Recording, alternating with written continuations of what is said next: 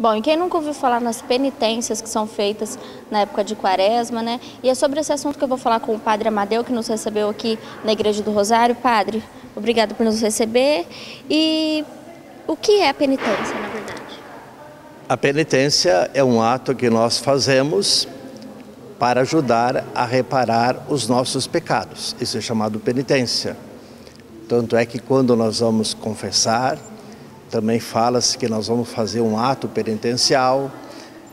Dentro da missa existe o ato penitencial antes da começar a palavra, que é o momento também que nos faz olhar para os nossos pecados, para suplicar o perdão de Deus, para que me dê autorização de eu poder comungar, mesmo que eu tenha alguns pecados. Então, penitência em si é um ato que se faz tanto fisicamente, corporalmente ou espiritualmente, como é o caso da oração, para tentar reparar o pecado que a gente comete.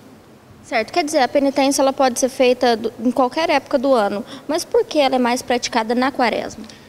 Justamente porque a Quaresma é esse tempo que nos prepara para que vivamos o ponto central de nossa fé, que tudo aquilo que nós vivemos parte da ressurreição de Jesus, a Páscoa. Páscoa que significa a passagem de Jesus da morte para a vida. Ele morreu, mas ele ressuscitou. E essa penitência, para que eu celebre uma Páscoa santa, eu faço esses gestos, espirituais, corporais, para que eu deixe uma vida de erro, de pecado, para que eu possa viver na graça de Deus, na santidade. Isso também é Páscoa em nós, passar de um estágio de erro, de pecado, para um estágio de graça, um estágio de santificação. E a Quaresma é justamente esse tempo que poderemos falar que Jesus viveu, antes de entrar na morte. Ele também sabia que ia morrer.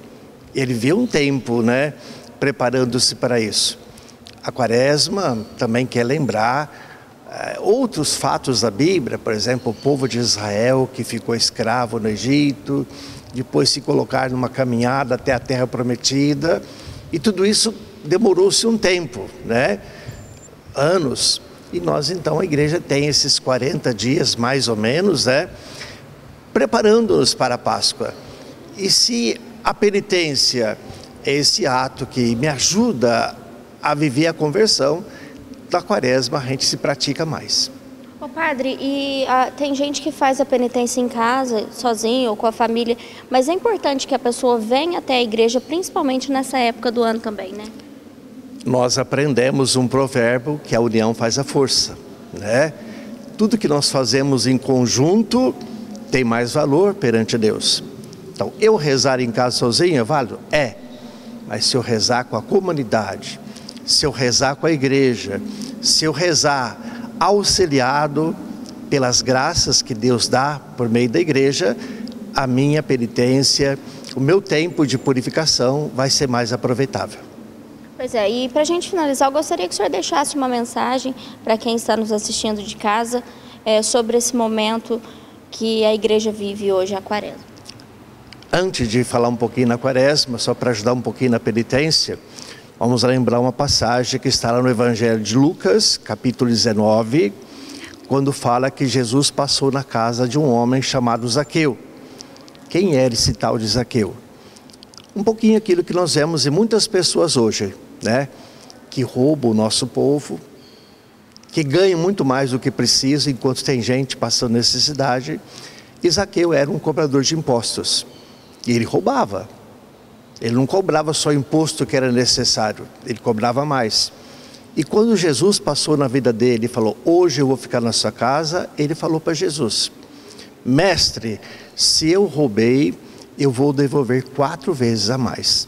É nesse sentido que nós fazemos penitência, porque queremos reparar esse ou aquele erro que nós praticamos.